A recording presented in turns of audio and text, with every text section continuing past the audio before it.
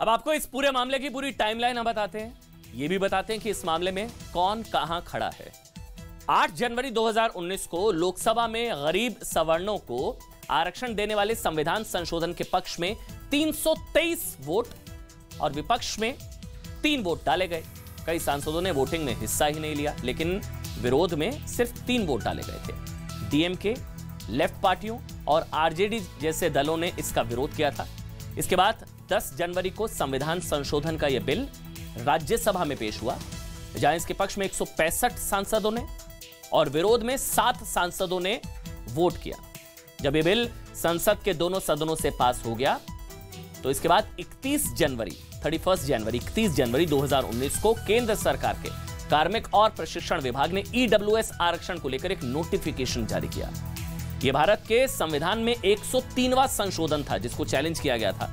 103वां संशोधन था और इसके तहत संविधान के अनुच्छेद 15 और 16 में खंड 6 जोड़कर आर्थिक रूप से, यह पहली बार था, हमेशा जाति के आधार पर आरक्षण दिया गया, लेकिन आर्थिक रूप से कमजोर सवर्णों को नौकरी और शिक्षण संस्थाओं में 10% आरक्षण देने का ऐलान कर दिया गया। वैसे कहा जाता है कि भाई गरीबी की कोई जाति नहीं होती, गरीबी जाति देखकर नहीं आती, लेकिन आरक्षण का विरोध अब क्योंकि सवर्णों को मिल रहा है इसलिए इसका विरोध हो रहा है।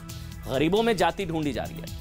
ये सब उस दौर में हो रहा था जब देश में लोकसभा चुनाव होने वाले थे, जिसका मैंने जिक्र किया। प्रधानमंत्री के तौर पर नरेंद्र मोदी केंद्र में अपना एक कार्यकाल पूरा कर चुके थे 2019, और देश में दोबारा चुनाव होने वाले थे। इसलिए कई विपक्षी पार्टियों ने इसे सवर्णों का भी तुष्टीकरण कहा।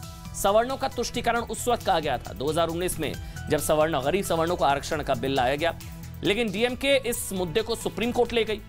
इस बीच इस मुद्दे पर कई और याचिकाएं भी दायर हो चुकी थी। सुप्रीम कोर्ट ने सभी पर एक साथ सुनवाई शुरू की। फैसला देने से पहले सुप्रीम कोर्ट के सामने मुख्य रूप से 3 सवाल थे, बहुत ध्यान से समझिएगा। पहला सवाल, क्या ईडब्ल्यूएस आरक्षण देने के लिए संविधान में किया गया संशोधन, 103वां संशोधन, संविधान की मूल भावना के खिलाफ है? पहला सवाल। दूसरा सवाल यह कि क्या एससी, एसटी और ओबीसी वर्ग के सामाजिक और आर्थिक रूप से पिछड़े लोगों को इससे बाहर रखना संविधान के बेसिक स्ट्रक्चर के खिलाफ है? क्योंकि यहां सिर्फ गरीब सवर्णों को दिया जा रहा था, सिर्फ गरीब सवर्णों को। तीसरा सवाल जो था इसमें कि क्या राज्य सरकारों को निजी संस्थानों में एडमिशन के लिए ईडब्ल्यूएस कोटा तय करने का अधिकार होना चाहिए राज्य सरकारों को। जो पार्टियां और संस्थाएं ईडब्ल्यूएस आरक्षण के खिलाफ थीं, उनके मोटे तौर पर 5 मुख्य तर्क थे। इसका विरोध क्या क्या कर हो रहा था उसको समझिए। पहला यह था कि भाई ईडब्ल्यूएस आरक्षण संविधान की मूल भावना के खिलाफ है, इसका लाभ सिर्फ सवर्णों को मिलेगा, सिर्फ अगड़ों को मिलता है, जो असल में पिछड़े हुए हैं उन्हें इससे बाहर रखा गया।